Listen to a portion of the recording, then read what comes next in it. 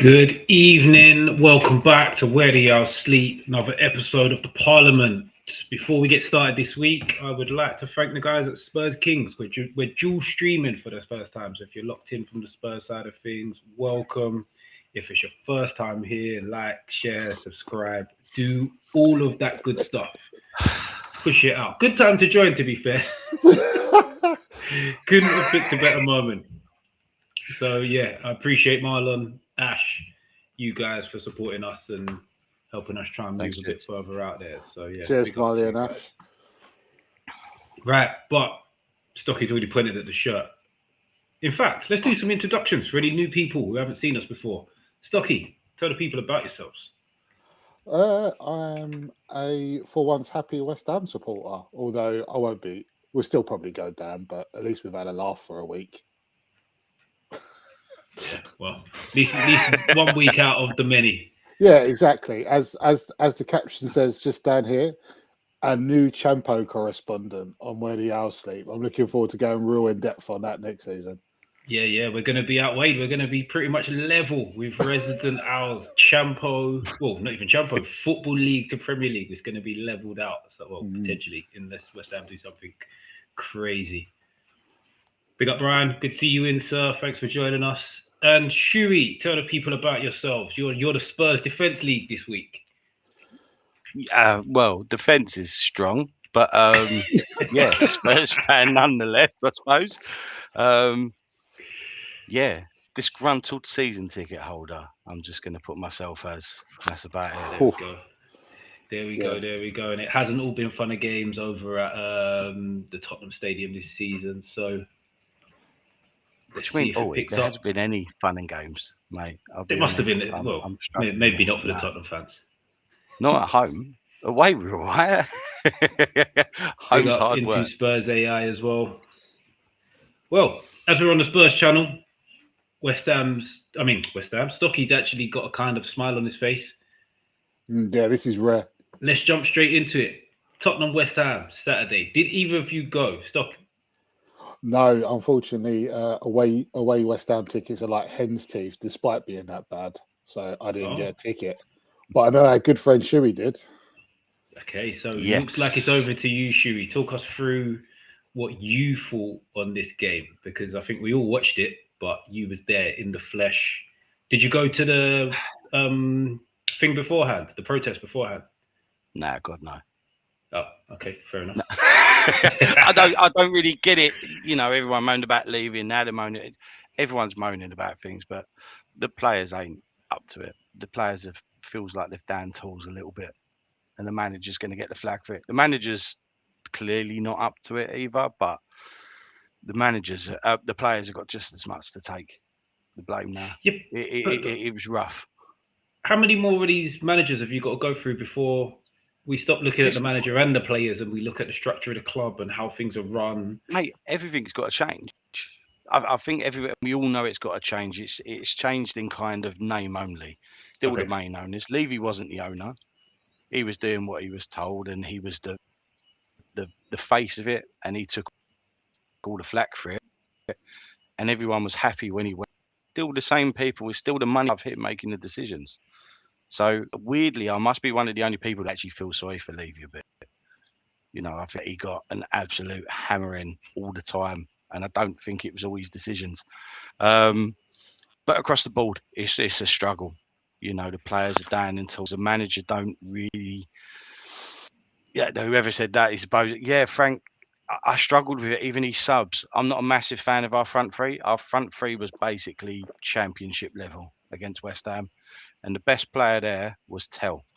I'm not a massive fan of Tell, but he was the one player where something could happen, and he subbed him off. Okay. Odebert, I don't think, put a cross in the whole game. Didn't have a shot, didn't put a cross in, kept him on. Mwane never really got into it, kept him on.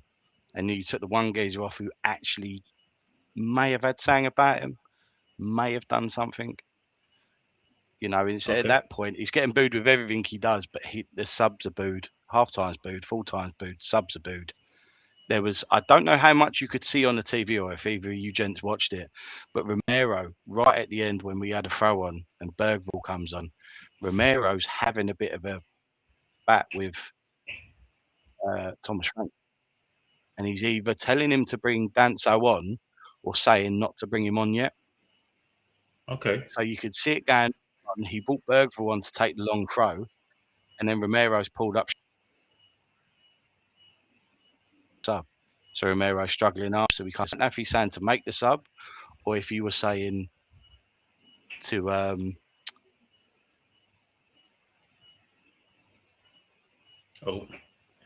think you've gone back to that dial-up that you had a couple of weeks ago, Stu, to be honest, mate. I thought that was just dramatic pause. I thought it was a couple of times. And then that one was a little bit too long. Don't need that much drama. You back with us, Stu? No, it's just right. Stocky, until we've got Stewie back fully, what were your thoughts on this? I know you wasn't too optimistic going into it. No, it's funny. I think this is the only game in the Premier League where both sets of supports it. Well, a large number of both teams probably think they're going to lose. Yeah. Because we've been dreadful. We've been absolutely dreadful. So, and I'm like, well, like I haven't seen too many indications of it improving. And a load of Tottenham supporters I know said, yeah, but we're really bad too. And I went, yeah, I don't think you're going to be this bad. But, you know, so it proved. And it's funny, for the most part, our fan bases don't always get on. But we're kind of in similar boats at a minute. Like, 100%. Players letting themselves down. We're not really particularly enthralled with how our clubs run. I think it's all about a pound note more than it is sporting success. Yeah. And we both have to suffer Arsenal at the top. I mean, it's just dreadful for both of us. And do you know what? We got a win. And for me, it's funny because I've had all my life telling me I'm wet spam, pikeys, all of that. You're going down, cup final. So for me, it's really funny because I think they care about it more than I do. So it's just funny, but it doesn't mean we're any good. I'm under no false illusions. This could just be like a speck of joy in a rather dismal season. Hopefully it won't, but yeah, I'm not too optimistic. I mean, I haven't seen Somerville get many shots on target this season. So, for instance, I've always complained about his final product, and he was shown inside ridiculously. Like, Shuey's played centre half and fullback. They've literally ushered him in to his favourite spot to shoot. Yeah. I mean, what's that? Is that poor decisions on the pitch or poor planning before the game? I don't get it, because anyone should say, well, you show him line. But they just ushered him in the whole way. I've heard a lot of people slag off Porro recently and that kind of... Yeah, but Porro, Somerville's a good matchup for Somerville, isn't it, really? Like, Porro's not known for his defensive ability. Somerville's quick. He's a bit of a jinky winger. So once he gets half a yard and he's in the box, it's going to be hard for Porro to sort of anything. Once he's in the box, you can't really make a tackle unless you're 100% sure either. I don't know. I think, like, you more or less to a degree, you know what Somerville's got to do. You just got to force him out and just hope by the time you've forced him around you, support's caught up and then you're 2-on-1. But yeah, just things like that. And Vicario claiming a free kick at the end is just like, I thought that summed it all up. Like, do you know what? You fucked up again. Take it like a man. Don't run up to the referee saying your arms were pulled down. Like, come on, mate. Yeah.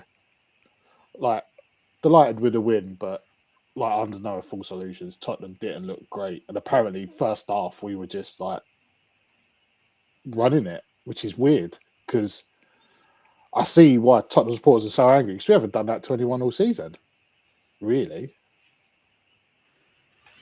Fair enough. Fair enough. So, do you reckon it was partially the surprise cars of everybody believing Callum Wilson had been released that he came on and scored the winner? Because what the hell was going on there? There was loads of reports on it.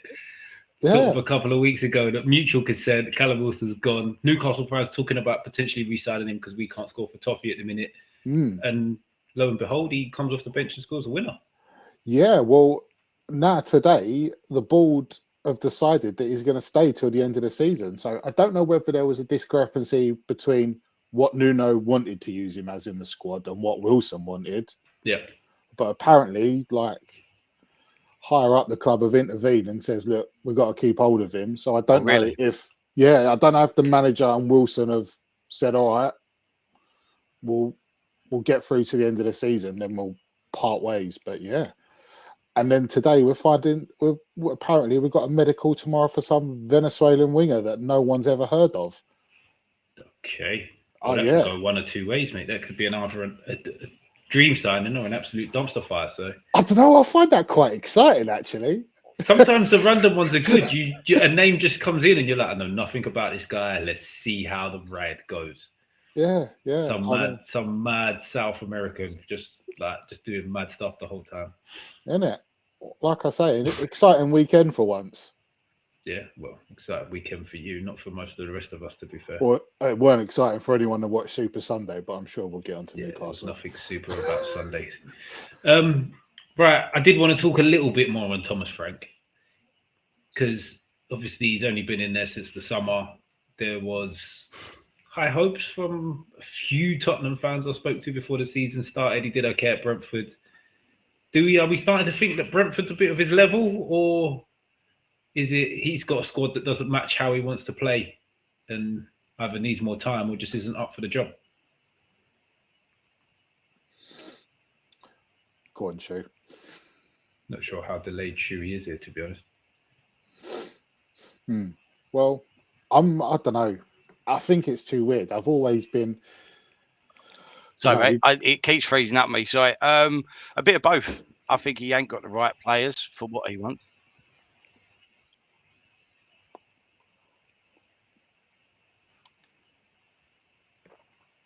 Guys, yeah, Chewy's connection is crazy at the minute. Yeah. I'm more or less in line with Shuey. Yeah, I don't think he's got the players he wants, but surely as a manager, you've got to adapt and adjust. You can't just say, "Oh, this is my style of play. Everyone's got to suit it." I mean, there's some good players there still, but he's not getting anything out of them, is he? Do you reckon for you, is it 6 of one, half a dozen the other? Like both sides can do better. The management can help the players better, and the players can certainly play better. I sort of always base these things on looking at the improvement in players across the board. And I don't watch Tottenham loads, but between the times I've watched them last season and this season, even under Andrew when they were comically bad at times, I would say I still can't see any one player that's really massively improved under Frank. I'd say the only one who you could say is Archie Gray, but I would argue that's more of an age and development thing than Frank's come in and actually told him something that's improved his game. Well, Gray's playing in midfield a bit more now from what I've seen, which is going to help him because he was getting like shoved in at centre half, weren't he? He was filling in. He's kind of doing what Lewis Miley's doing for us at the minute. He's filling in wherever the gap is rather than playing his natural position, which is never an easy task for a young player. But he just looks physically stronger and quicker and a little bit more assured of himself when I've seen him play this season, which it could be a Frank thing, but it just looks like a thing that comes with age more than anything else. Yeah. I mean, I don't know. It would have been helpful if Shu is here for this, but I don't know what Tottenham's goal scoring exploits are. I mean, we had a giggle about the Richarlison thing. Like, he's got a few goals, but he only seems to do it when they're already like a couple of goals down. Sometimes when you've got a goal scorer, it can mask a whole multitude of sins. But I'm not sure, to be honest. I'm not sure who their top scorer is. I know Tell's got a couple. Richarlison will have about 6, 7, 8, surely, because he had a purple patch. I mean, if you're still leaking goals, it's really hard. Yeah, it's tough. If you're leaking goals, it's always tough. And from everyone, from the Tottenham supporters I've spoke to, it's just not a good watch, and it's a slog. Yeah, it looks like Richarlison's got 7. Okay, I'm guessing that's across the board. It says he's played 21 games. So yeah, 7 in 21, which must be all comps. Yeah, and then as I think the week Solanke comes back, Richarlison gets injured again. It's like, it's hard. It's hard, and when for a long time you've had quality goal scorer in Kane, you've had Son as well. Yeah. Like one point I kind of want to say is why I feel do feel a little bit sorry for him, sort of so to speak, because if you look at last season's front 4, like the first choice front 4, which you could throw in Maddison, Solanke, Son, Kulusevski probably would be part of that. He hasn't had any of them. So he's come in and he's come into something completely fresh up front. And apart from probably Bournemouth with their defence this season, how often do you see that much of a unit of a team taken apart, whether it's through transfers or injuries, and still really function well? So I feel sorry for him in that degree. But from what I hear from Tottenham fans, he still needs to be doing a little bit more. The home form doesn't help. Sometimes if you're winning games at home, and the away form is a little bit shaky, it sort of gets swept under the carpet a bit because you go into your home ground and 70, 80,000 of your fans see you win every week, and you go away and there's only 5,000, 6,000 of them there who see that. So maybe that aspect falls into it. Shiri, you're back in. Hello, mate. Hoping you're in line with us now. Off of Windows XP, I've gone straight to the phone because it was dying on me. I do agree with you to an extent. We didn't really reinforce our strike force as we should have. Relying on Richarlison for another season, I think up until he got injured, then that was the longest run of games he's had with us. Without pulling up, it's ridiculous. And the fact that he pulls up the same week Solanke's back. But just how much of a mess it is, like we took Solanke out of the Champions League squad because no one knew what was happening, and now Richarlison's pulled up and Solanke's back, and now you haven't got either of them. Yeah. No way. So Tell was dropped from it, and Solanke was in. Solanke got that injury. No one knew what was happening. So when they could change it, they brought Tell in and Solanke was left out. That's why it was such an uproar. What's happening? There was no clue of when he's coming back. Now, all of a sudden, he's come back. Richarlison's pulled up. So that's another wasted one in the Champions League. And that was a little bit about the weekend's game. Why not start Solanke? Seems that he can't play Tuesday. Why not let him have a run and see how he gets on rather than bringing the geezer on? It is such a mess. I don't know if you've seen it, and Mitch, you can probably find it quicker than I can. I think for tomorrow's game, Tottenham have got 15 players out. 15? Either not in the squad. 15, 1-5. No way. Look it up. I saw it today because you got like Solanke, who isn't in the squad now, who is fit. Richarlison's injured. Van der Ven's banned. Davies is obviously out after that injury. He broke his ankle. Oh, no, did he? I read it today. He's gone into surgery. Richarlison hamstring strain. Rodrigo Bentancur the same. Pape Sarr, African Cup of Nations. Ben Davies ankle. Kulusevski knee. Maddison cruciate ligament. Archie Gray knee. Paulinho knock. Mohamed Kudus knock. Mickey van der Ven disciplinary points. And then you can also add Solanke to that, not registered in the squad. Like that, he wasn't on the list, but obviously she just said he's not registered, so clearly he can't play. So that is quite the list. You could piece together a decent-ish chunk of your starting 11 from them players that you've just named. I know people give numbers for suspensions and injuries, and you look at some of the players and go, oh, come on, you can't claim that. He's never going to play. Like, you could legitimately put together a decent-ish looking core of an 11 from what you've just named there.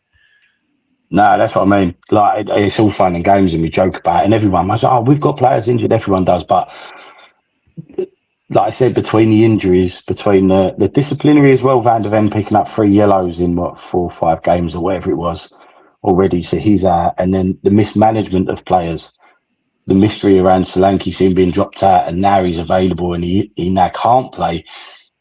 Like I said, from top to bottom, it's just a real mess. It's a real mess. It's got to the point where it's like your parents. I'm not even angry now. I'm just disappointed. Yeah, you're apathetic. Like, I just can't even get fuming about it. Yeah. So who have you got after? Oh, so you're away in Germany after. So you brought Dortmund home, away to Eintracht Frankfurt for your last 2 games, yeah? Yep. What? You need to win both? Or... No, they're 4 points clear of 24th. So... Nah, we should still make it if we pick up any result. It'd have to be a hell of a swing. Even if we lost both, it'd be a hell of a swing to not make the playoffs. Well, if you look at Eintracht Frankfurt, even if they won both, wouldn't be above you on points. So, like, exactly. I think you're in a very, very decent position. In a decent position to get 2 more games you don't have to play us for. Fucking bonza. Yeah. Unless you pull it out the bag and get 2 wins. 2 wins will probably get you top 8. I was going to pretend it had paused and I dropped out again because I've got no weapon for that. I've got nothing, mate. I'll be honest. Yeah, sure. Maybe. Yeah, well, stranger things have happened, I suppose. Stranger things have happened. So how are you feeling about tomorrow's game? At home, is it home to Dortmund or it's home to Dortmund, isn't it? It's home to Dortmund, yeah. Genuinely, and I feel really bad saying it, I'm at the point where I couldn't care less about the Champions League. Oh, I thought you meant in general. More about Champions League. With Tottenham I am, but Champions League's never been one where I'm kind of super excited about it. I don't feel like we're going to go on and win it. Being in Europa League was one of the best things for us. We could actually go on and win it, and we did. You know, even when we went out of the conference, I know we went out because we had COVID and forfeited the game, blah, blah, blah. But I just want to see the team win and play in competitions where they can win. I like playing against the best teams in the world, great. But, you know, it's like being in the Champions League at that stage, like the fat kid in PE, you're just there making up numbers. I have no interest in it. I really don't. But I do. I just want to see us enjoying football and playing decent football. So, if anything, the Champions League feels like a distraction. Like, I'm genuinely concerned of how far we're going to drop. We was bad enough at the end of last year, and it's carried on. You say that, mate, but the game against WtOS was the first half was awful, and we seem to be doing that Villa in the FA Cup. Awful. Oh yeah. It was the same as that. You say about how far you're going to drop. Surely you're not looking far enough down that it's a relegation battle type of stuff. I'm looking more down than I am up. There's no part of me thinks, you know what, top 8, yeah, we could still do it. And I feel sorry for Frank in a weird way. I don't think he was prepared for it. I don't think he's been set up right for it.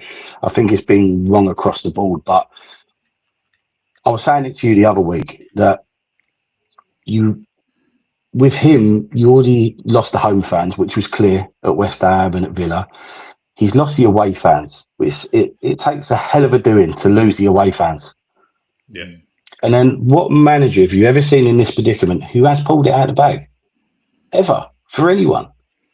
Especially not us. We're awful for managers, but what manager has ever pulled it back from a point like this? Yeah, it just don't happen. I just don't see how he comes away with this. Like, I get him being positive, and it's like, oh no, when the results change, the fans will change. It's a big ask, and the fans will get behind the team. They still are, but it's got to the point. It's quite toxic. As soon as someone misplaces a pass, the team is getting hammered. Yeah. You know, Porro was awful that first half. And like I said, that Somerville one, what fullback shows a geezer on the inside? And you said it, Mitch, once you get in the inside, you can't touch him. Then why let him on the bloody inside? Yeah. So what? So don't let him in there.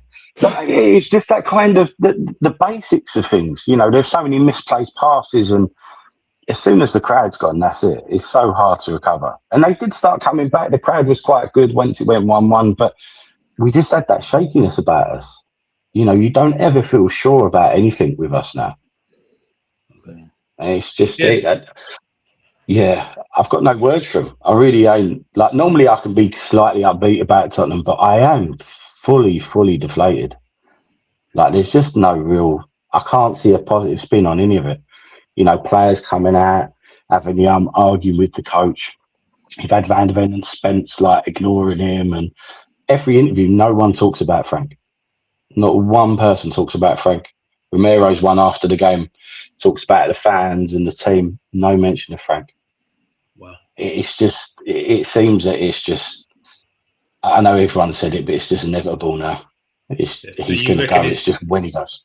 Yeah. Do you reckon it is time for him to go, though? That's it. It just has to be someone else. He's lost the dressing room.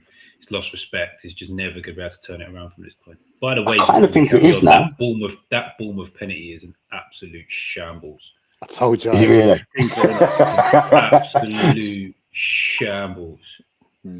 Well, we'll have more on VAR later on.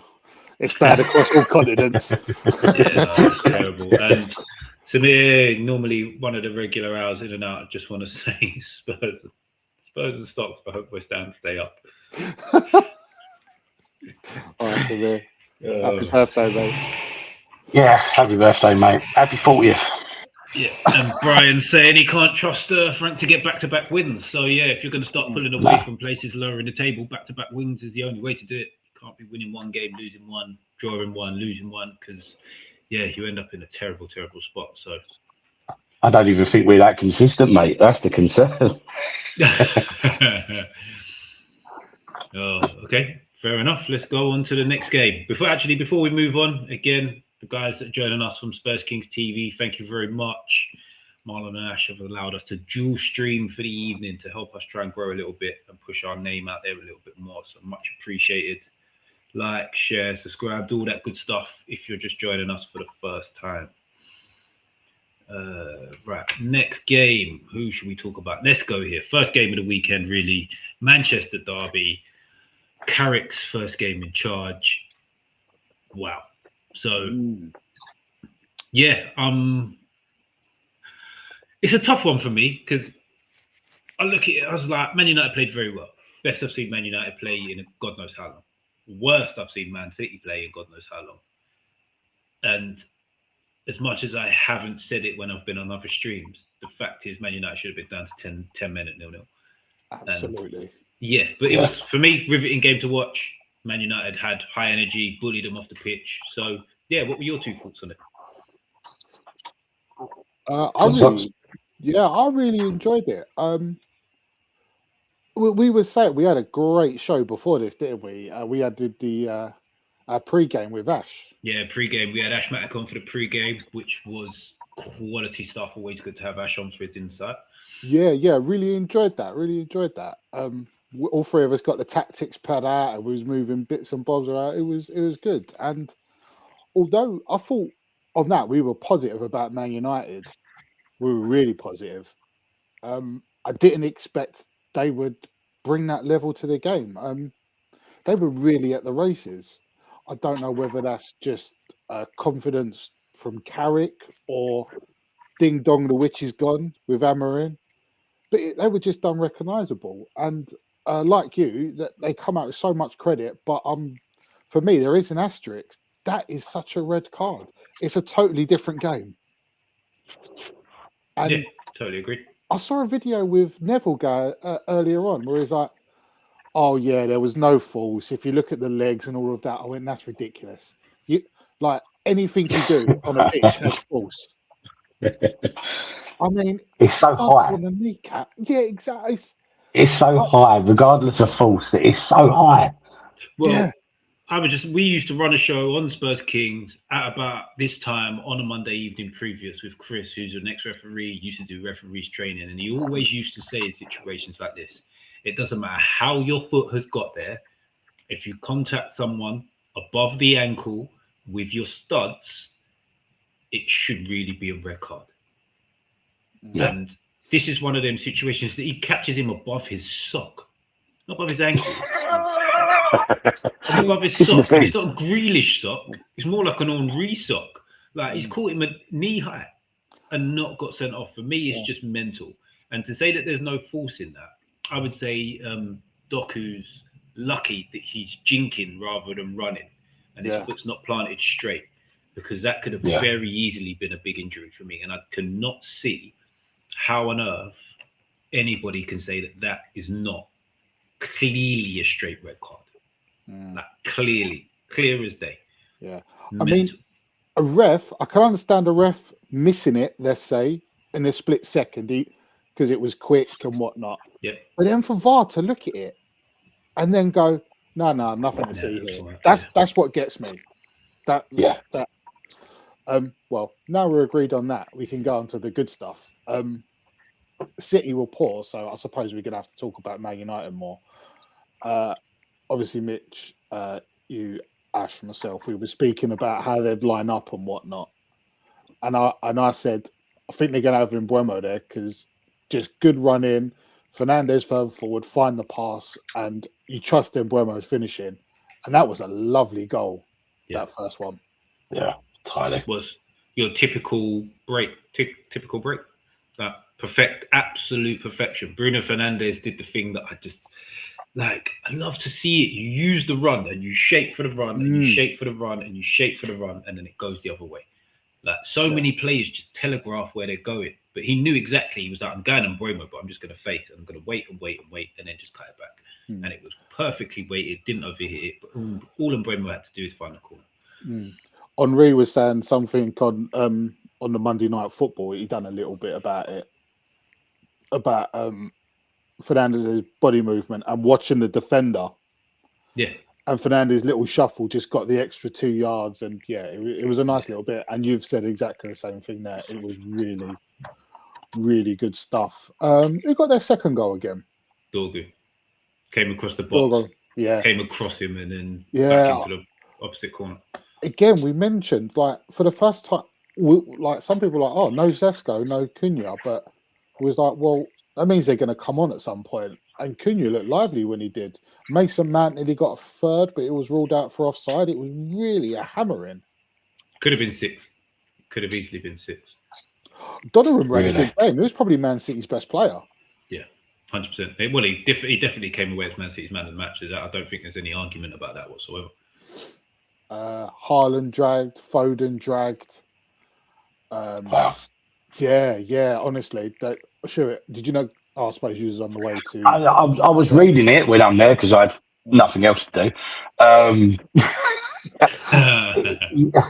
The two things. Was Man United playing 4-4-2?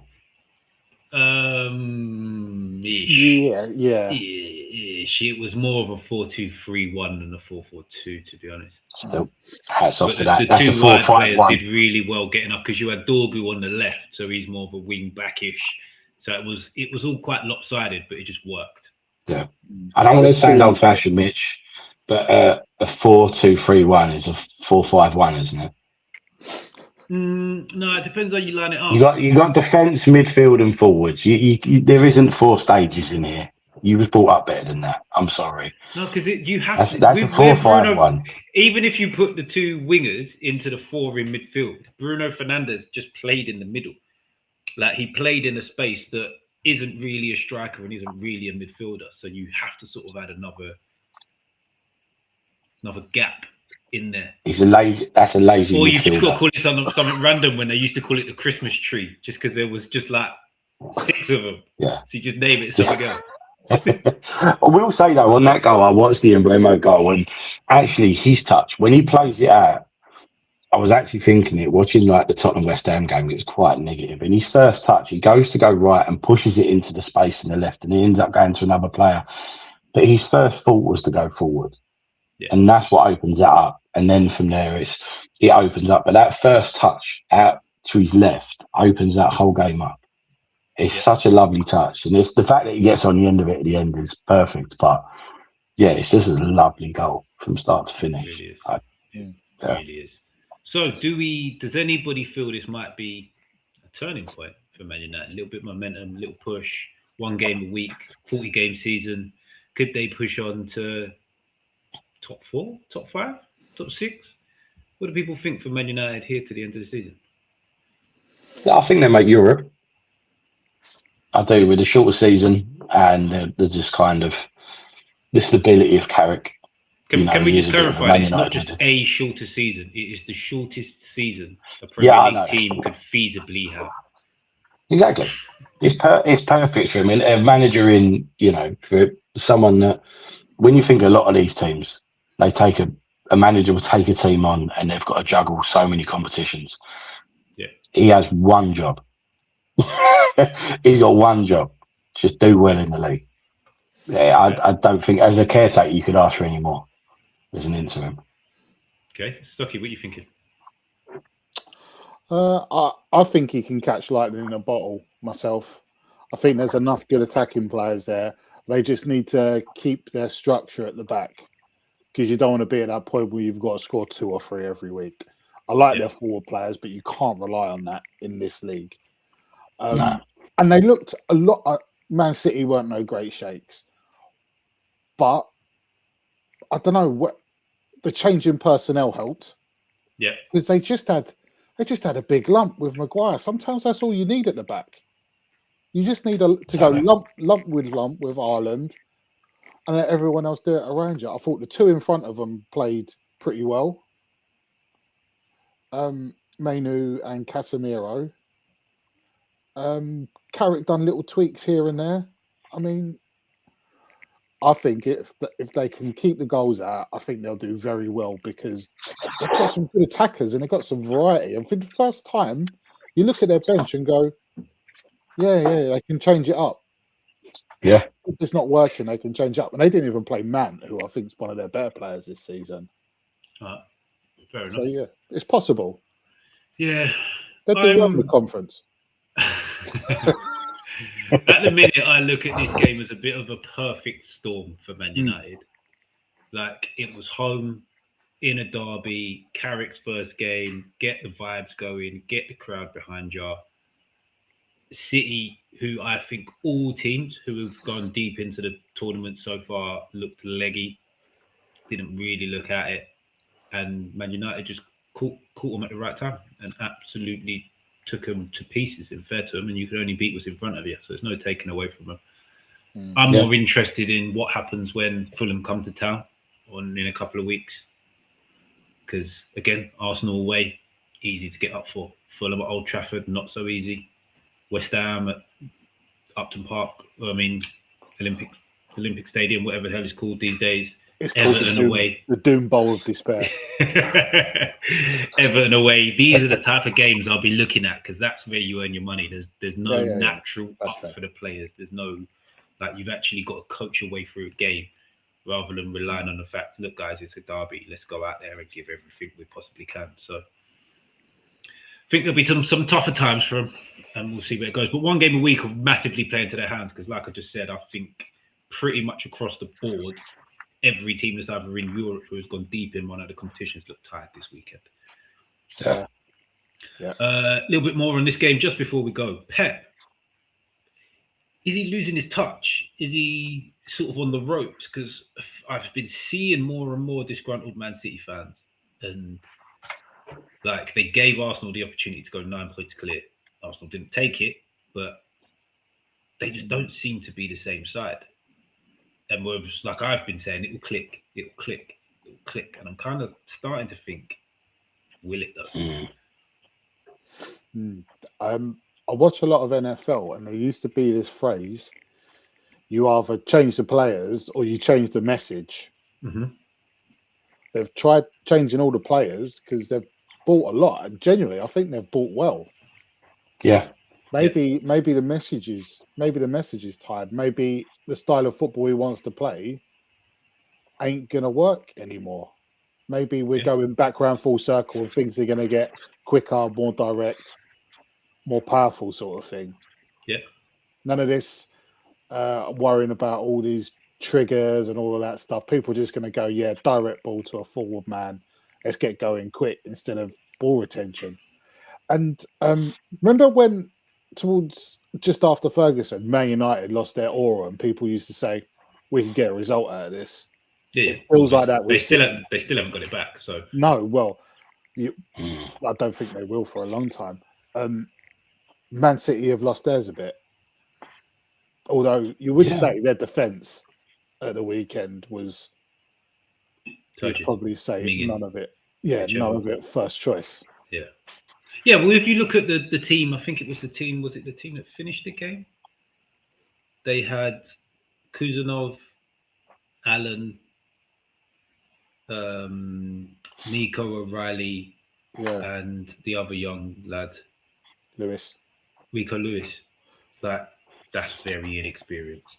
Hardly first choice, is it? Yeah, very inexperienced. So, do we feel Mark Gahey might make a bit of a difference? What's happening at the back at City? Because for me, I wouldn't say he's like world class. He's not like an exceptional defender, like out of this world, completely rejuvenates the side. But he's clearly a leader. Like you can see for England, as soon as he came in, he was talking, pointing, making sure everybody where they were. Does exactly the same thing for Crystal Palace. So did the same thing for Crystal Palace. I think that's going to benefit them more than the talent he brings to the team. As long as he don't play like he did against Macclesfield, he'll be all right. Phony one in, so he didn't get injured. Go on, Shoes. No, I like him. I like I said, I am old-fashioned, but I think it's just an old-fashioned centre-half coming in. Someone who talks is going to make such a difference. Like you said, that you name that back four, that don't even combine up to 100, does it? Do you see what I mean? So, yeah, having someone in there who's a natural captain, he's captain Palace for how long now, plays for England, that would be a buzz, even for them young players, to have someone alongside them. And knowing that the players they've got coming back, that would be huge for them. So, I'd like to think, and I'm hoping that it does change for them, because I can't deal with Arsenal. I can't. I don't want to be that guy to bring it back up, but I can't deal with them. Yeah, well, you don't want them to win the league. So, does anyone think Arsenal still mess it up from this point? I live in hope, but I'm not holding my breath. I'm finding it very weird because they keep having chances to properly put the nail in the coffin, and they're not taking them. Yeah, all they're doing is ramping up the pressure on themselves. Yeah, and it tells. It can really tell. I'm like Shuey. I don't want it to happen. I mean, I don't even live in London anymore, and I'm still dreading it. To be fair, where you live is probably like it just feels like the type of place that would have lots of Arsenal fans. To be honest with you. Do you know what? I think there's lots of Chelsea and Tottenham. Really? Yeah, that kind of explains the area I live in. Horrible. Confused. Well, the local club's awful. So, what was I going to say? Nah, totally gone. I've lost it with the Tottenham and Chelsea supporters. Oh yeah. They could have put a nail in the coffin a couple of times already, where City have slipped up and they've not done it. Yeah, and you see, apparently, like I don't know if it's press just trying to rattle them or whatnot, but old Declan Rice got caught on the old lip cam at the weekend, didn't he? Going, fucking same shit, always a fucking same. Yeah. He had a did he really? Yeah, straight after the final whistle. Yeah, none of the hand over the moustache, just clear as day. He had a Barney with the old set piece coach or something the other day. Wow. So there's pressure because let's face it, they probably. I know they've not been a thrilling watch at times, but they've probably been the best overall side in the league. And the amount of times Man City have slipped off, if you don't capitalise on it, the strain's going to tell. I think the pressure's all on them now, though, isn't it? And that's what every year it's been like this. It's going to be on them, and it's worse now because they're still there. Yeah, well, I've been saying for a few months, the only side that can beat Arsenal is themselves, and that's what makes it so tantalising for us non-Arsenal supporters. Oh, yeah. See, results like this, like after the Man City game, I kind of did think that it was Arsenal's because I fully expected Arsenal to go and beat Nottingham Forest, and they didn't. And I've been saying since that's why I don't think Arsenal are going to win the league. Like any other team that are champions elect, go and batter Nottingham Forest. Game's done after 20 minutes. Like in that same situation, right? We can go 9 clear. Let's hammer the nail into the coffin. Any other champions elect, go and hammer the nail into the coffin. Like if say that was Ferguson and he'd set up all week to be slightly more defensive against Nottingham Forest for any reason in that game, he rips that up. He rips up the plan and goes, "Let's batter these today. You've seen what they've done over there. Let's kill this title now." Mourinho's Chelsea would have done the same. 100%. Can you imagine? Take the handbrake off. That's what it would have been. They would have turned up, handbrake off, steamroller them. Forget about anything else. These are not better than us. Let's go and beat them early so everybody knows that we are the champions elect. Now we've got to the end of the weekend and it's like, it's still only 7 points. It's not that far now. Like a 1-game win swing by the time City Arsenal comes around in April, and you're looking at City beating Arsenal to go within 1 point of them with about 5 games left. I know who I'm banking at that point. Yeah, but it's funny at the same time. You think how many more points are Man City going to keep dropping? Do you reckon like either side's just going to limp to it? Yeah. I actually think it'll be a it's gonna case be of back and they'll forth. link to a point and then someone sort of takes it away from the other one. I don't think they limp over the line. I think it's sort of, we'll see this similar pattern of both teams dropping points. And then all of a sudden someone will just go bang and win like 5 in a row. That's That'd kill it. Yeah. If anyone gets 5 together in a row at any point now, it's done. Yeah. I don't see it. I don't see either of them going 5 wins on the bounce. And that's not me being a sour Spurs fan. I've said to you guys, I think Arsenal have been the best team. I said it when I first come on with you guys, but I just don't see anyone just going 5 on the bounce. I can't see it.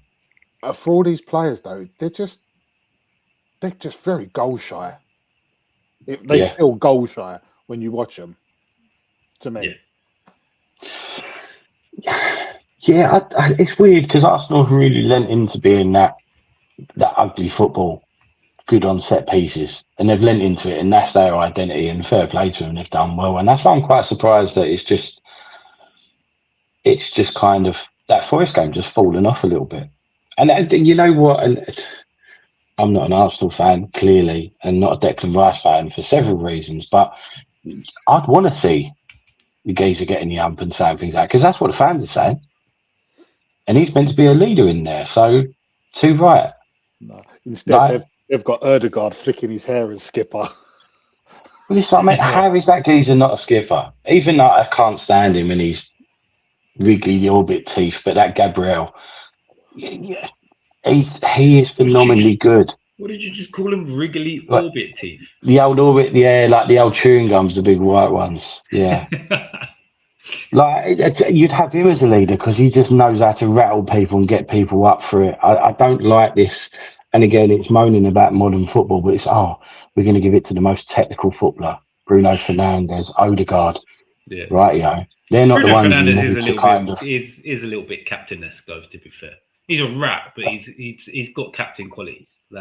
Yep, some, but not all. I'm sorry. Look at the rest of the Man United team. Who would you give the captaincy to there? Maguire. He doesn't barely play. Your captain's got to be. You say that, but he always comes back this week. I bet he plays more now with Carrick. Exactly. He does this. He dips out and then he comes back in and then he hangs around. You know, the geezer's like a fart in the lift. You'll never get rid of him.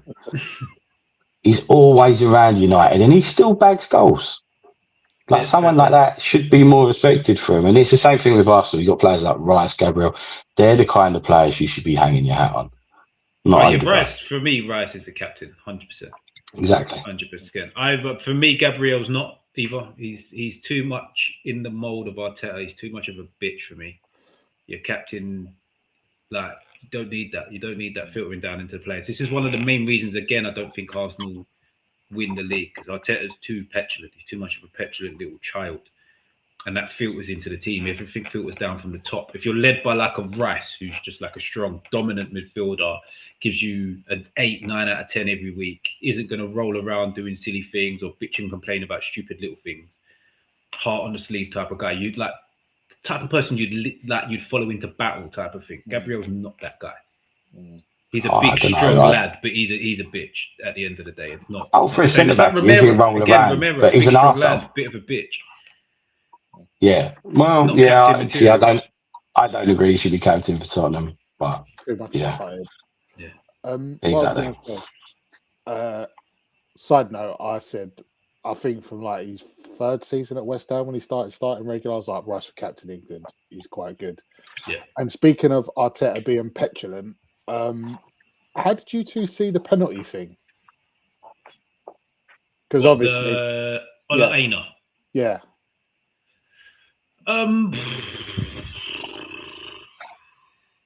I see it from. I'm surprised it wasn't given. Yeah. Let me just say that. A little bit surprised it wasn't given, but I see why it wasn't given. Because his arm moves towards the ball. Yeah, they say it was a natural motion. Yeah.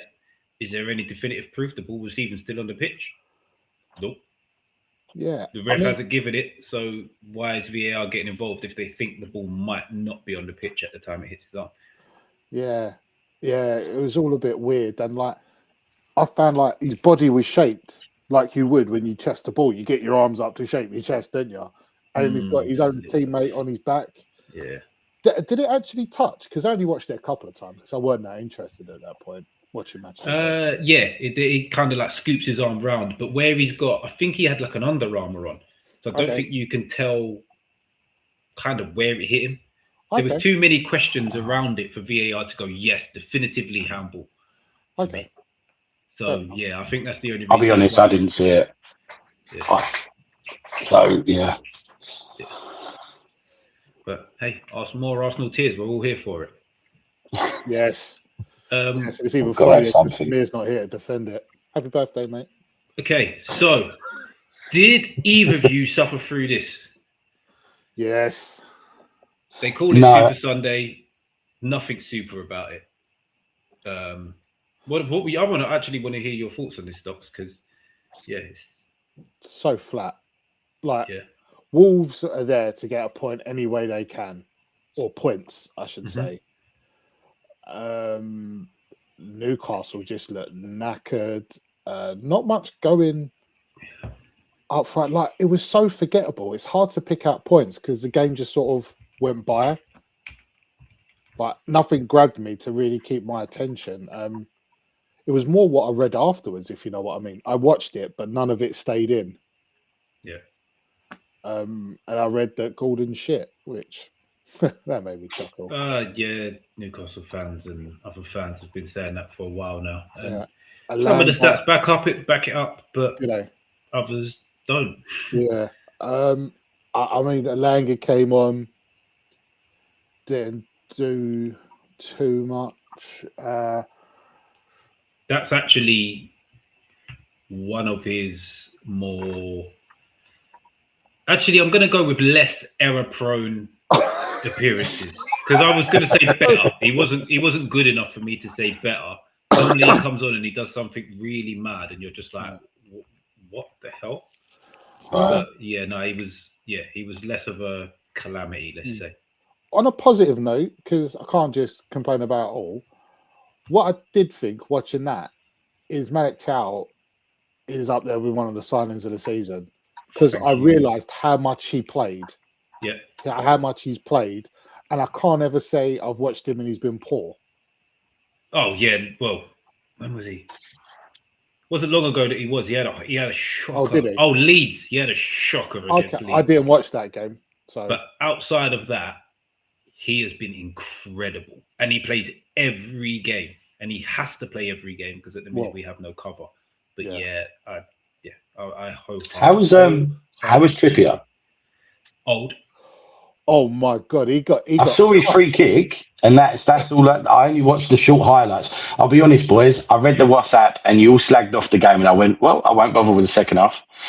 It wasn't one for any kind of good football, to be fair. Not for the curious, no. Nah. The most interesting thing about Trippier's game was he got cut on his forehead and he looked like Stone Cold at WrestleMania 13 with wet. You know, when he's in the sharpshooter and he's bleeding down his face. Yeah. That was about the most interesting thing. Yeah. It was a proper cut as well. Yeah. It was decent. I was frustrated because 2 reasons. One, I'm going to actually pull up a different image for this, to be fair. One, couldn't have said it any better than Alan Shearer did in one of his tweets. That someone attacked the ball. We put in a few good crosses and no one attacked it. And it's just like, what are we doing? We're here spamming crosses and no one wants to even try and get on the end of them. What is the point? But also the actual fact we were spamming crosses annoyed me because it was just too predictable. Like, try something different. Someone take a shot from 25, 30 yards without them being set. Like, we're making it too easy for these teams to defend. It looked like we was waiting for a mistake.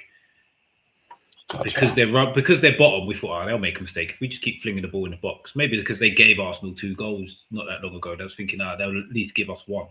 And they never looked like it. We didn't put them under anywhere near enough pressure, nowhere near clinical enough on the few little chances that we did get. Yeah, it's poor. Very poor. We should be beating bottom of the league if we want to qualify for the Champions League.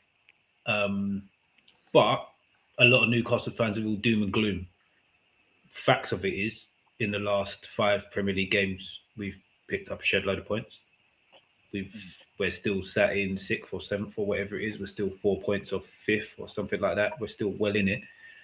And I've always been of the mindset that we will play better against the better sides due to them actually attacking us. Teams in the bottom half won't attack us. So we will struggle to break them down. Everybody knows that. So when we play the better sides and they actually try and play a bit of football, as long as we can match them footballing ability in the midfield, which I believe we can with most sides, I think we'll be okay and we'll pick up more points than people expect when you look at our past results this season.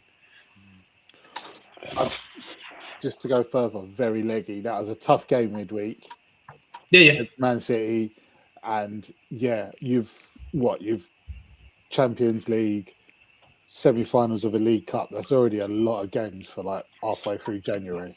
Yeah, it wasn't even the City game that killed us. It would have been Bournemouth FA Cup going to extra times. The emotion behind that. The emotion involved in Leeds, the game before that midweek, 4-3 when we were 3-2 down in the 90th minute. All of this stuff is draining. Not excuses. You have to deal with it. This is where we want to be as Newcastle. We want to be in the big time. We want to be playing the tough games. We want 2 games a week because it means we're in all competitions. So suck it up. Understand that when we can't go hell for leather all season long, playing Sunday, Wednesday, Saturday, Tuesday. It's just not physically possible for a team to be able to do that. Even the teams that have got literally 2 starting 11s don't do it. So let's not pretend we can do it as Newcastle, please. I just say that to the Newcastle fans. We need to keep our feet on the ground. We've got a lot of building to go. Let's live on the positives for now because it's not all doom and gloom. You're saying on the positives, like just from the outside, I know it's Wolves and they ain't been great, but you're saying you weren't great. You still didn't lose. And you still picked up a point. And I think that gets missed now. That's still 1 point. Yes, it's not free, but you ain't walked away with nothing. Even playing poorly, being leggy, you've still come away with a point. I think that's really underestimated at the moment. Like you said, all these games you're still ticking along. There's points all the way through.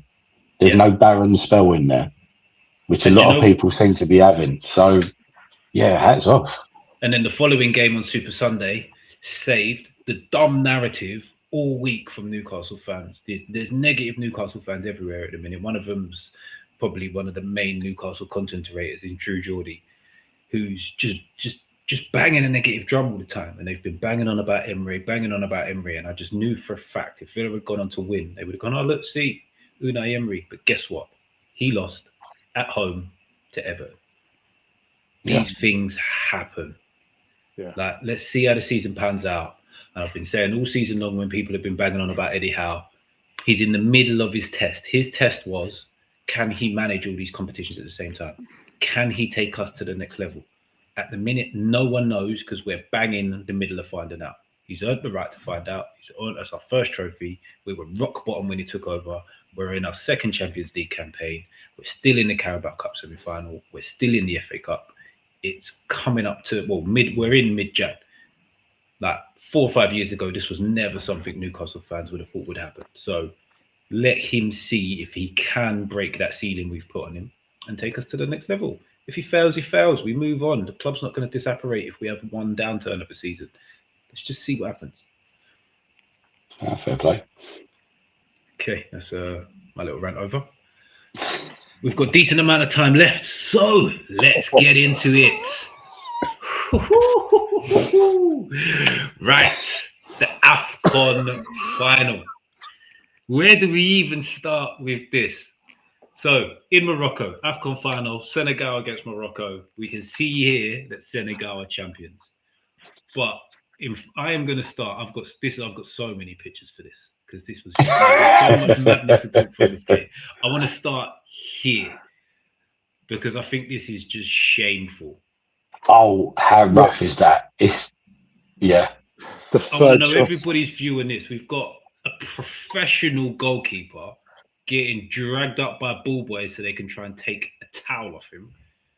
Like, what on earth? How is this even allowed? How is the official? But it wasn't just this game. This was a good idea. They done it again. It wasn't just this game. Yeah. They've been doing it for all the games. Anyone who's been playing against them, there's one video, and you see it's like the security. He's got like a shirt on and the old earpiece, and he goes over and grabs it. Yeah. No. In another game, he goes over and grabs the towel and disappears. It sounds like it was. I know it's home field advantage, but that's excessive. They're throwing the ball quicker with a ball boy, and then there's that. And you want to be a little bit of a dickhead, then I get it. But you can't be grabbing up another team's player. So to try to get it.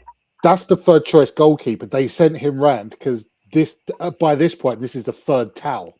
Yeah. There was him, and as Shuey says, there was a geezer in a suit doing it as well. There were like 4 of them chasing. There was a player around there as well. Yeah. Just even before the game, Senegal had made a complaint to the federation because they said there was no security going to the final. Like, there's been a few videos, especially on TikTok, of them coming into the airport. Like, there's zero security. They've complained about training facilities. They've complained about hotel facilities. So it was all like a bit of skullduggery, like do anything you can to win before the game.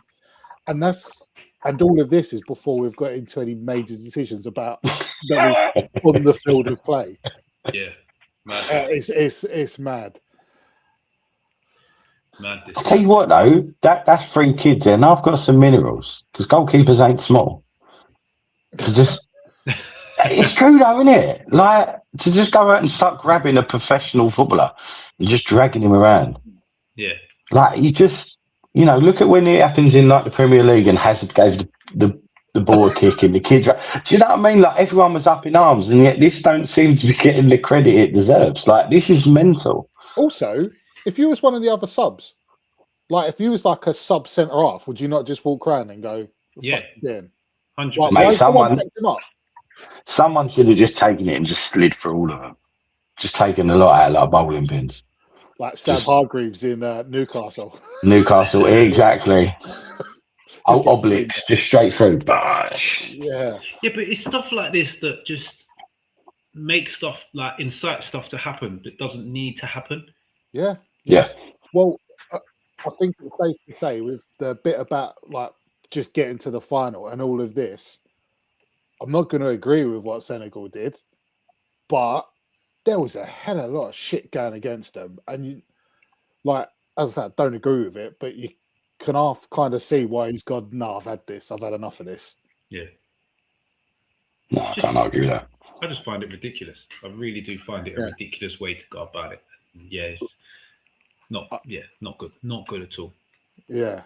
Yeah, a lot's going on about, the end of it was chaos and everything, and it leaves a sour taste in the mouth. To be honest, so does this stuff. Yeah, it does, 100%. This leaves a more sour taste in my mouth than any of the stuff that happened at the end, because everything else is like in the moment decisions that you can say are wrong that are made for a certain reason. This is a premeditated thing. Yeah. Someone has told these kids, like, go and get the towel. This guy's come out to then take the towel, and they've probably sent him back around and gone, just go and get it off him. Like, go and fight him for the towel. Like, someone's told him. It's a premeditated thing. That's just not how you should be going about things. It's like football in the olden days, like in the 40s and the 30s, where it was just Bandulu rules, just do as you. Anything Yeah, goes. and that's so silly, but ain't that during the game when he's literally laying on the pitch? Yeah, he is. Like, This is what I mean. Like, This you're pans saying out, about and you it. see Mendy sort of shuffling about a bit, like the ball actually. That's what I coming mean. His way. So you say it's premeditated, but even from an official's point of view, you've got the VAR, the fourth official, the linos, the referee, and then that seems to get ignored. Yeah. Like they just kind of, all right, just let it happen. And I think that's what's so weird. And like I said, this has all come to light after. It wasn't really highlighted at the time. After it's been brought up, but how is that not? If a bigger incident if someone comes on as a streaker, there's a professional footballer being beaten up by kids, and no one's mentioned it. I'm sorry, it's mental. It's one of I loved it, but it's one of the most mental things I've ever seen. Yeah. Like in a football game. Same. It's not well, good, until not later good at on. all. Yeah, well, yeah, for that few minutes, yeah. It got bonkers. It gets real bonkers. I'm going to try and do these in order. So I'm going to start here. So, Fanny. like, I cannot Absolute comprehend how on earth. Like, question number one: why has the referee blown straight away? Like, let it play out and go from there. There's no need for you to blow. Like, at least let the ball go in the net before you actually say foul, because then that gives VAR a chance to have a proper look at what's going on. Yeah. As soon as the Senegal coach, I think you mean, took the players off the pitch, the game should have been awarded to Morocco. Don't agree with that whatsoever. After all of the antics throughout the game, took them off the pitch, they came back. So if they went and they were gone and didn't come back, but they came back. So I completely disagree with that. But this moment, corner comes in, is Hakimi defending against Sarr, is it? I can't remember the centre half's name. They both have hands on each other, and he just sort of brushes him off. Like, he doesn't push him, doesn't drag him to the floor. He just sort of gives him a little tap, like, get out of the way, heads it, drops to Senegal. They score. By this point, basically, as soon as the Senegal players headed the ball, he's given the free kick. Not sure how he thinks that's a foul, because it's soft as shit.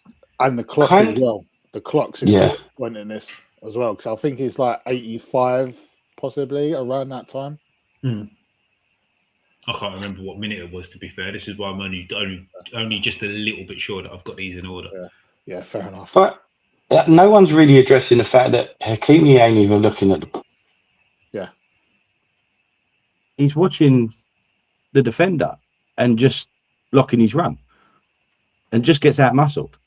That's it. 100%. Like, it's not even like he's pushed him. They've got hands on each other and he's out muscled him. That is it. There's no more to it. It's literally your typical 6 of one, half dozen of the other. And I don't even think it's the contact that's made Hakimi go over. He's slipped because he's not powerful enough to hold off the guy he's trying to hold off. He's trying to block him, and he just he doesn't even get bulldozed. He gets blown over by his arm, a flailing arm. It's not even. I can't see how this is a foul. If this is a foul, we're looking at fouls every single corner, anytime the ball goes into the box from a long throw, every single free kick, because the contact is so minimal for me. Yeah. Okay. We kind of scooted through them two pretty quickly. The next one was this decision. So, this decision, which, again, people are saying it's a bit of a soft pen. It was given, but there's more contact here than the last one. Yeah. And people are still saying it's soft.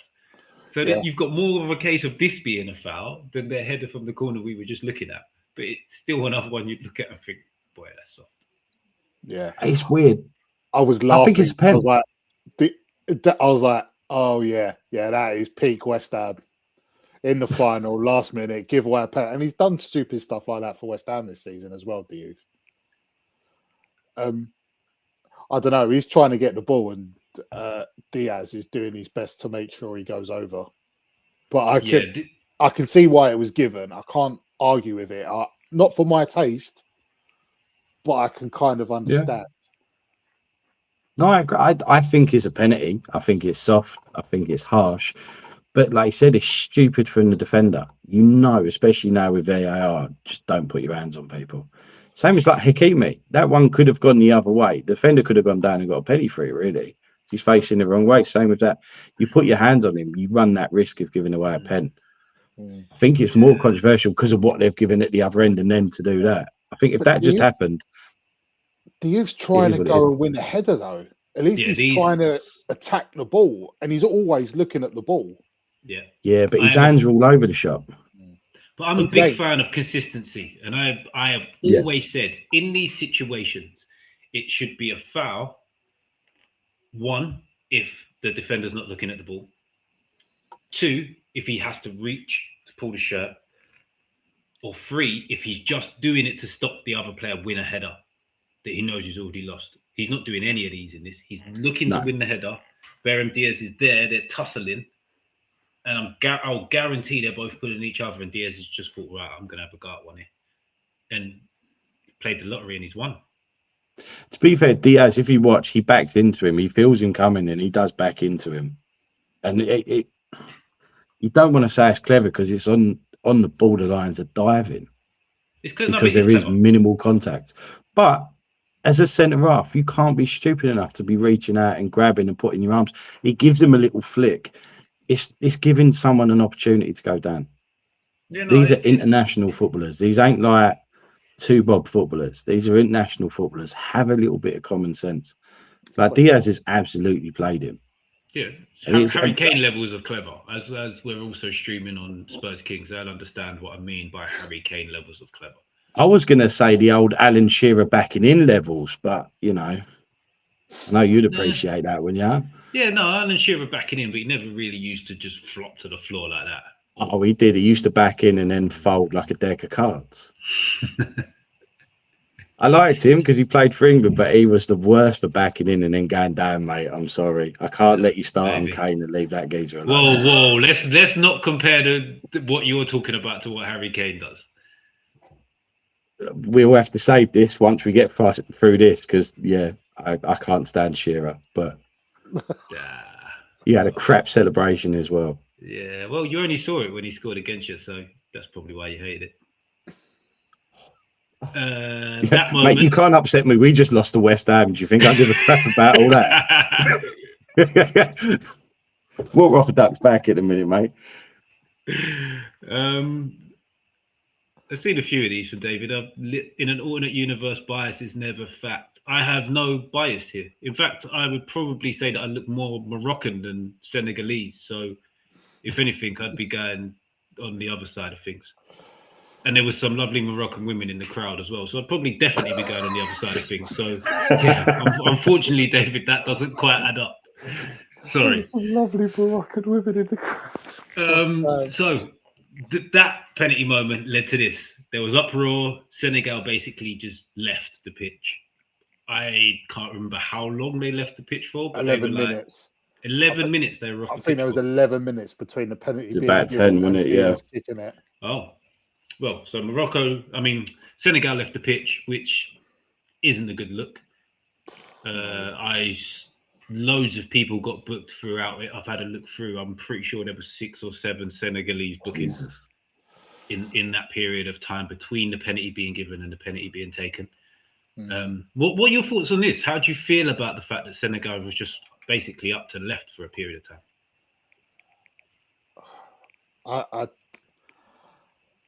I don't think I've seen anything like it, even at amateur level. No. Like not for a decision. Obviously, like there's like when players have said there's been abuse to them from the crowd. I'm like, yeah, fair enough. You ain't got to do that. But for a decision, I found it mad, and I was laughing, and I wasn't really thinking of like long-term ramifications of it. But I was like, oh my God, I can't. You just can't do it. I know you don't agree with the decisions, but you've got to suck it up. But I did say earlier on, they've had a horrendous time as soon as they got in the final, and Morocco have done all they could. So I can see why he's done it. Don't mean I've got to agree with it. What you would say is Mane telling everyone to come back on, doing a proper captain's job. Yeah, hats off to him. And I don't think you can big him up enough, actually. He disagreed with it, and he tried to sort it out. Well, he did sort it out in the end. He certainly did. He certainly did. I don't agree with it. Just leaving the pitch and all of that is it's a bit childish, to be fair. But if all of the Senegal staff felt hard done by various decisions throughout the game, and that's the way they wanted to go about it, you could call it a bit of gamesmanship. They're like, right, you've been doing all this with towels, you've been doing all this other stuff throughout the tournament. Your guys now going to have to wait a long period of time to take this penalty. I don't know if there's anything in the rules about going off the pitch like that and what happens. Will something come in the rules now? I don't know, because I've never seen it happen. Yeah, neither I was have I. like, is there nothing they can do? Can they not be reprimanded for it? I know, like they will be. Federations throwing stuff at them already. Yeah, people will be trying to do something, but I don't think there's anything written black and white to say there's any legislation for what actually happens from this point. So, well, I think it's safe to say there will be now, won't there? Yeah, 100%. Something could be written. Some geek somewhere will already be inscribing it somewhere. Yeah, never seen anything like it. But like I say, Mane weren't having it. I don't know if the gaffer realised, what have I done? I've had a mare here, or it was just gamesmanship, but whatever. Sane stood out from the pack and was a man about it and proper captain. Okay. I don't think it's gamesmanship. I'll be honest. I think that was the last seconds of the game, and I think that's sheer frustration. Yeah, but then Morocco have still got a penalty to take. Yeah, no, and so I don't agree with it. A point of, shall we go back out now? And someone goes, actually, let's just chill. Let's just let's send the couple out. And the rest of us will be there in a minute. But let's just drag this situation out a bit more. Put a little bit more pressure on. See what happens. Maybe they did. I think the initial reaction is just frustration. Like, and when you hear all these other stories, we've gone over what's happened in the game with the towels and the bullshit in that sense, but all the stuff going on before, the no security, the training facilities, when you feel like the world's against you, it's hard enough. And then that happens, you get a goal disallowed, and then that given against you. Yeah, I'm surprised no one just got smacked in the mouth. Genuinely. But you could, though, you could easily see someone just losing it. And I think, like you said, the manager gone, right, none of this. They're playing this from the beginning. We've got rolled over here, leave. And then I think, they've gone away. Mane, you can't speak any more highly of the geezer. But for the others, I think they have walked away and gone, you know what? We don't look good walking away here. And maybe it's a bit of mind games. 10 minutes is a long time. Maybe after the first minute or so. Even just standing at the edge of the pitch would have been better. But to fully walk away, I think they've realised and then decided to come back. And Mane's just, you can't. It's so good for him. It's so good for the whole tournament. What's happened? What an equaliser from Brighton. Oh, who got it? Again, I'm behind this week, so I haven't seen it yet. Thanks. It's good. Spoiler alert. Anybody whose stream is lagging, Brighton equalise. Sorry to spoil the end of the game. But let's get on to the penalty itself. You go from the bonkers to the downright comical, idiotic, whatever words you want to chuck at this that come along lines of stupid and whatnot, you can throw at this because it's ridiculous. I haven't laughed this much since Saturday afternoon. Such sportsmanship to play it into the keeper's arms. You credit where it's due. My God. I would say the last thing you should be doing with a penalty in this situation is a Panenka. The last thing. I don't think there's ever a right time for a Panenka penalty. You just slam the life out of it. When you're Pirlo and you've got Joe Hart bouncing around on the goal line, that's pretty much a good, perfect time for a Panenka penalty. As much as it was against England, that was cool as shit. But Like, this is not that time. Like, if you're unsure, you're a little bit nervous, I've always said, spot it. Put your left foot where you're going to plant it. Your standing foot where you want to plant it when you strike the ball. Few steps back. Put your laces through it. Keep knee over, laces through it. Keep it on target. Like, you don't do nonsense like this. My Moroccan national team knowledge isn't the best, but I believe he took it off the usual penalty taker because he was top scorer in the tournament. I think on the series, the penalty taker maybe. Or, that's what I've read that a few times today. That it will be now. Taker as well. Yeah, I couldn't stop laughing. I literally like I screamed, ha, ha, ha, he saved it. And just laughed. I just sent messages for the next 5 minutes because I always complain that footballers now seem to lack in-game intelligence. And that's just the prime example. That's the epitome of it. Yeah. That's the absolute epitome of it. Like, certain players get away with this. You're either a certain level of class or you take a penalty a certain way. Like David's just said this in the chat. Makes sense why people like Kane would get away with it. Because Kane takes the same penalty 95% of the time. Yeah. And he does it so well that you've got to go before he strikes the ball. So every now and again, if he does this, goalies are long gone because they know he strikes the ball so well, they have to go so early. They can't wait until he struck it. So players like Kane get away from it. That's just being so good over such a long period of time. Prem Diaz has not got that in his locker. And he's not that level of class to do it like when Zidane did it once in a World Cup semi-final, maybe. I think it was later stages of a World Cup or Euros. Obviously, the Perlo one we spoke about, which was the European Championships. Like, you've got to be a certain class, and he's just not there, man. I don't know what he's thinking. And I saw it, laughed, and thought, oh, he's going to end up like that Colombian brother that scored the own goal, isn't he? Yeah. I was just like, I don't want to hear that in the morning because this is the type of thing that will get you that way. And it's just like, nah, mate, just do your job, put the ball in the net. I know it's sounds silly though. Like, you know, the keepers do their homework on penalty takers. The penalty takers not there do their homework on like keepers. Because Mendy had the same thing against City and he saved one because he goes down late. Yeah, you'd imagine they would. Do you see what I mean? So to do it with a keeper that has saved one in that same position and does go late, he reacts rather than, you know, anticipates. Yeah. It makes it even worse. It does make it even worse. It's just silly. It really, I can't. It probably would have worked against me because when I was playing in goal, the times I did play in goal, if you're right-footed, I'm going to my right bottom corner. If you're left-footed, I'm going to my left bottom corner. And I always used to say, if we get into a shootout, I'm saving 2 pens just based on that. You go the same way 5 times, you get one.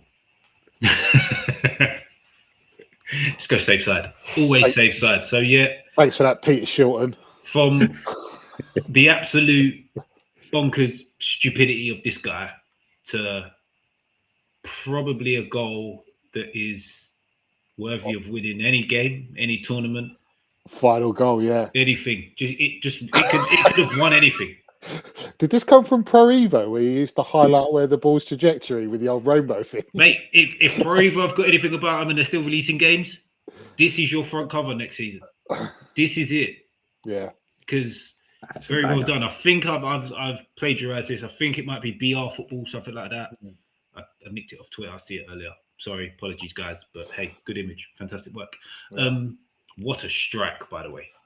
He was sliding as well, so the technique. Yeah. Oh, mate. Talking of Pro Evo, when it was ISS, remember you used to be able to score from the halfway line. This was a technique you had to use. You had to like let the ball roll away a bit and then slide. It's a long shot. And that's what it was, but an absolute screamer into the top corner. And what a way to win the game, mate. You know what? From a selfish point of view, I quite enjoyed it because he's off balance and leaning because Hakimi's all over him.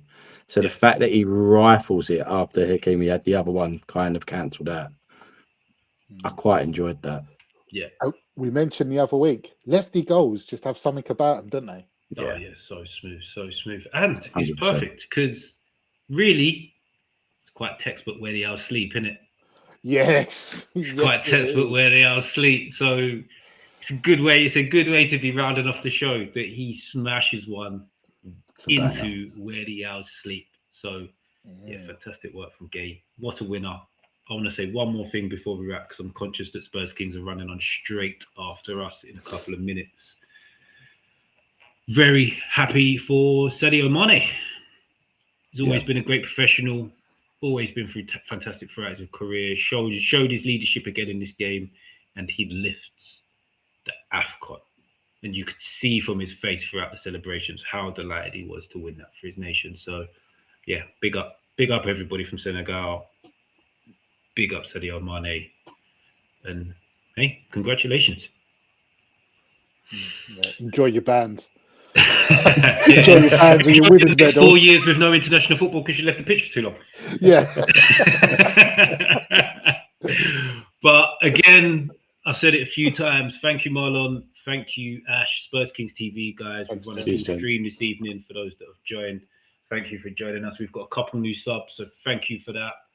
Like, share, subscribe, spread the word. We're trying to do some different things on the channel and build a bit more so we can reach out more. There's 3 other guys that normally join us, which adds to the chat on the show as well. So might run this a few more times. I'll speak to Marlon and see what we can do. But if not, just join us on our channel. 8:30. Every Monday we're here. We also run other shows like pre-game that we'll run for about an hour before kickoff, hour and 15 minutes before kickoff over the weekend. Talk tactics, get the tactical pad out, see how we think the game's going to play out, and then when team news comes in, line it up, do things from there. So if you're interested in stuff like that, please do join us. But for now, as always, have a wonderful week. See you very soon, people. Cheers. Take care.